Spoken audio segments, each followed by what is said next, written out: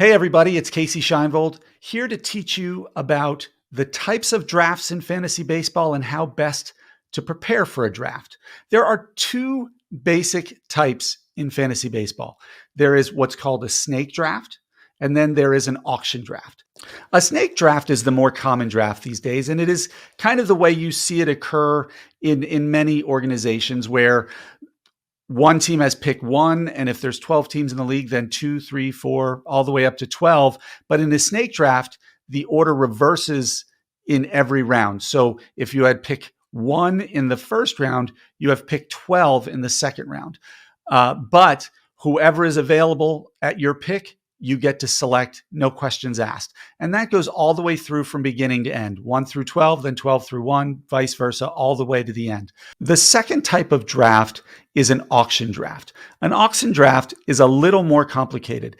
Everybody is given a budget, and then they bid on players in order to determine who's on their roster. There is no draft order, but there is a bid order. So you bid, then the next person, so on and so forth. It goes through order who bids. Everybody is given a budget. Typically in a standard 12-team league, the budget is around $260, and you're supposed to draft or buy 23 players. Usually it's nine pitchers and 14 batters.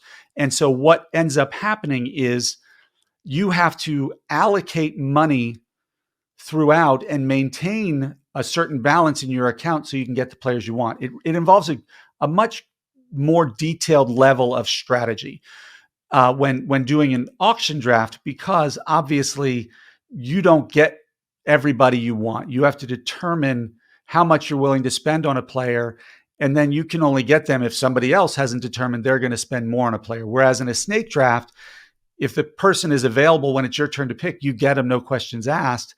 In an auction draft, you are competing or bidding against other owners in the leagues, other managers, on who's willing to spend the most on a particular player to get them. So those two types of drafts require very different ways to prepare for them. But there is one similarity. You have to value players or project players' performance and what you think they're worth so that you make sure you are getting good value at your pick. We'll start with a snake draft. One of the ways I like to prepare when I'm doing a draft is by going position by position and ranking the different players at each position regarding where I think they'll finish in terms of their fantasy value. For example, if there is a stud first baseman who I think is going to hit a ton of home runs, drive in a ton of runs, do well in his batting average, then I'm going to value him near the top. And I want safe players at the top, players who are easily predictable. One thing that's important before you value your players, though, is knowing the scoring settings and other settings of your league, how many teams are involved, whether it's rotisserie or head-to-head, what categories are being scored in the league, because depending on the categories, the values of these players can vary pretty significantly. There are several things that you can use to do your projections. If you want to, you can do a deep dive into every player and look at their stats for the past 3 to 5 years and make your own projection about how strong they are going to perform. That is a lot of work. It takes a tremendous amount of time, and you run the risk of not getting that work done in time before the draft comes. And so what I would recommend is finding someone, and there's plenty of people, websites or people online who do these things professionally. Find one you trust, find one that has similar values to what you might do, and just use those. It saves you some time. You can tweak them a little to your interests because you might like some players more or less than the expert does who put these lists out. But don't be afraid to rely on somebody else's valuations, because it saves you a lot of time in doing the initial rankings. Once you've done that, once you've gone through the rankings, what becomes important in a snake draft, I'm going to start with a snake draft, is I use what's called a tier system. So if there are 30 first basemen who are everyday first basemen that need to be ranked, I'll break them up into probably 4 or 5 tiers of The tier one are the absolute studs, the ones everybody's going to want on their roster. Tier two are the next best thing. Tier three, so on and so forth. And those cutoffs between the tiers become really important when it comes to drafting, when it comes to draft position, because what we're going to say when we're doing a tier system is the last player ranked in tier one is very valuable compared to the first player ranked in tier two. Otherwise, that guy would have been in tier one also. So doing these tiers, doing these rankings will help you feel much more confident and comfortable going into the draft. Another thing it will show you is which positions are much deeper than other positions. There might only be one third baseman who belongs in tier one, and then there's 3 in tier two, and then 7 in tier three. Well, that means that's a very shallow position, and you might want to draft that one early, because if you wait, you might not get a good player. Whereas outfield or first base might have 9 or 10 players in that tier one classification, that allows you to maybe wait and take that player a little later, because you're still guaranteed to get good value there in the later rounds.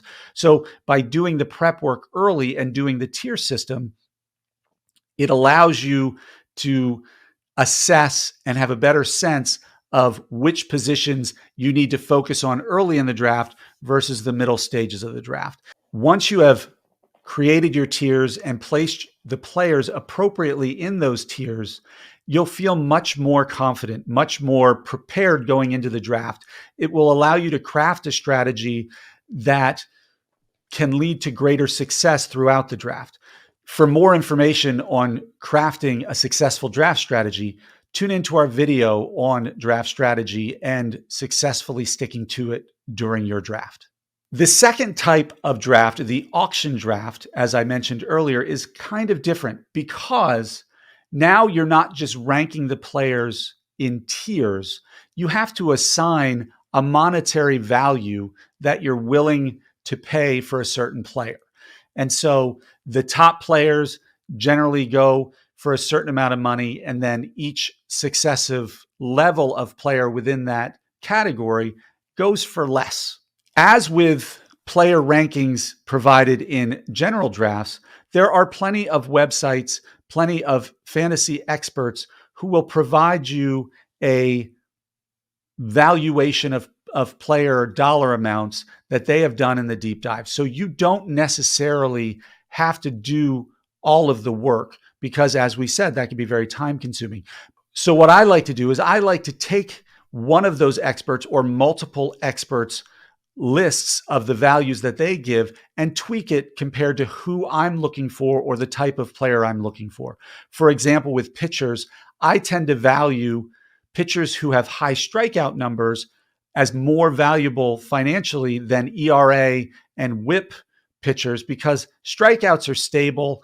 Somebody who strikes out a lot of batters continues to typically strike out a lot of batters, but ERA and WHIP are variable. And so you have to apply your own priorities of what's important to you in your team in that way. And so you can tweak them that way.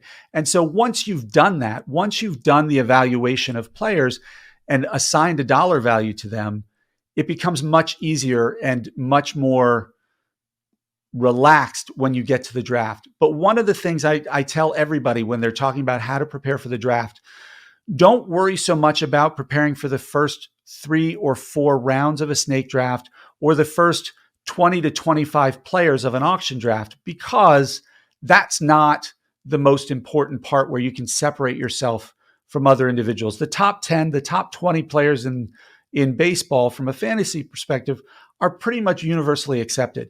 You don't have to do a deep dive into them, because everybody knows that they're very good. Where you separate yourself is in those middle and latter parts of the draft, middle rounds and later rounds when it comes to a snake draft, or the later parts, maybe players 15 through 23 on your roster in the auction drafts.